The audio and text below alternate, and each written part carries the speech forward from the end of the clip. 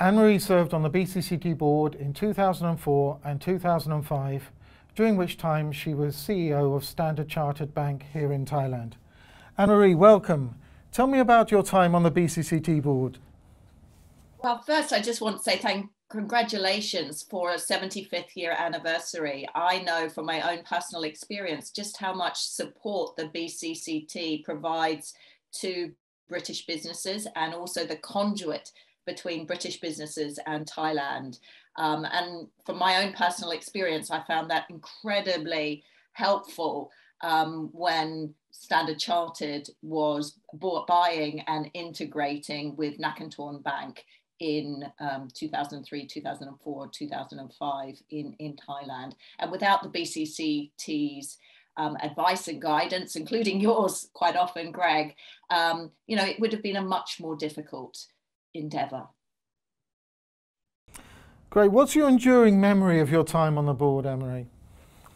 Of friendship, of laughter, of insight, and being able to give guidance as to how things work behind the scenes, built up over decades and decades and decades of experience, of good times, a feeling of togetherness, and that we all wanted the British community in Thailand to really thrive and to contribute to the Thai economy.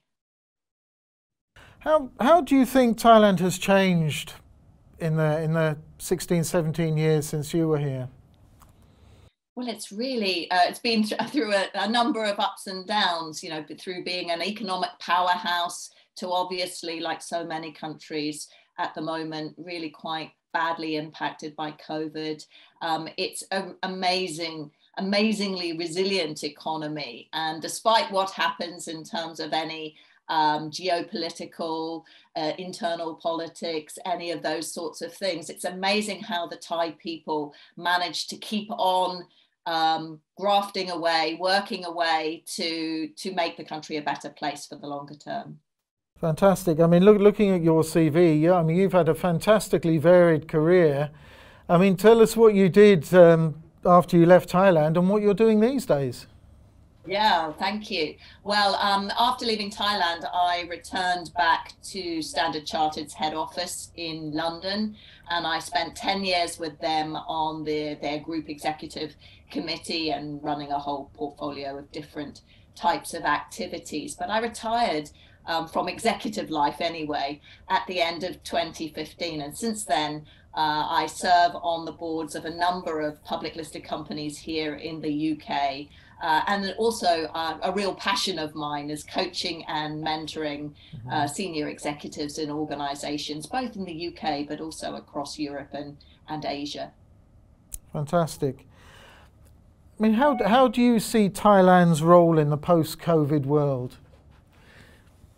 Well, Thailand is amazingly resilient and the people are so resourceful. So I'm absolutely confident that Thailand will emerge from COVID, will recover, will become even more resilient, and will rebuild and remake itself. And actually, I think probably reinvent itself as well, because COVID undoubtedly has shown the world, all of the world, that over-reliance on any one thing can be a source of weakness in times of stress and trouble. But I'm absolutely confident. I heard from you, Greg, that the malls are open as of today. Tourism will come back. I saw reports saying that it'll take at least 2 or 3 or maybe even more years for tourism to come back to pre-COVID levels.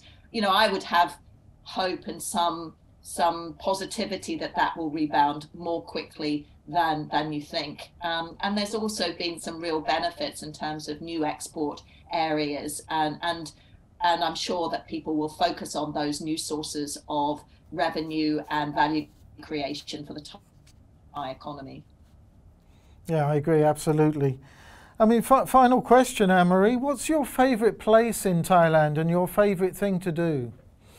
Well, Thailand, it was probably my most favourite job I ever did with Standard Chartered was the 3 years in Thailand. So, and the main reason for that was the people. The people were just so positive, dedicated, focused, and the spirit, the team spirit that could be created, particularly as we were merging two banks together, was just so awesome and inspiring to be able to be part of that. But in terms of my really favorite place in Thailand, me and my family, even after we left Thailand, we go back here quite often whenever we can, is the Birds and Bees resorts down in Pattaya. It used to be called Cabbages and Condoms, but I think for the international community, they changed the name to Birds and Bees. It's Kun Michai's project down in Pattaya. And it's not a really swishy international resort type place, but I must have been there probably 10 or 12 times. And my children love it.